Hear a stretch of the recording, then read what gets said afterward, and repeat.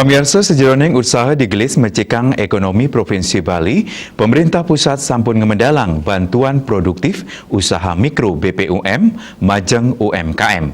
Ringwar semakin bantuan inucap mewali ke Ijen antuk wilangan ayute satak tali rupiah majeng soang-soang penerima.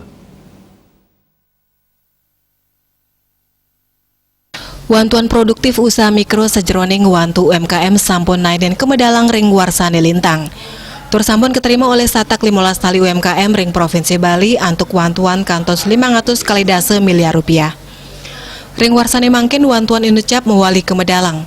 Manut Kepala Dinas Koperasi dan UMKM Provinsi Bali Wayan Mardiana, realisasi indik wantuan produktif usaha mikro tahap 1 Provinsi Bali warse kali talis likur kantos ring bulan Maret mangkin sampun kecerang majeng langkungan 1 kali likur penerima antuk wantuan kantos 1 petang dase 6 miliar rupiah. Nanging wantuan ring warsane mangkin kejantanang mepinayan. Ring warsane lintang samian penerima mulia wantuan kalih 0,5 juta rupiah. Nanging ring warsane mangkin samian UMKM wantah nerima ayute satak tali rupiah. UMKM sane sampun nainen nerima wantuan inucap kantun side ngemolihang malih ring warsane mangkin. Melarapan wantuan puniki kap tiang UMKM side mewali ngelimbak sekadi dumun.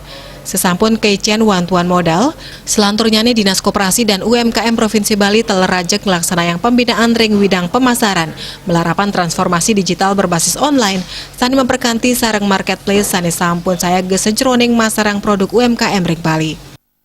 Bantuan produktif usaha mikro ini, para UMKM bisa menjalankan kegiatan usahanya seperti semula. Dan untuk itu Dinas Koperasi dan UMKM Provinsi Bali juga melakukan upaya-upaya terkait dengan tadi benar bantuan modal sudah diberikan, bagaimana terkait dengan jaringan pemasaran.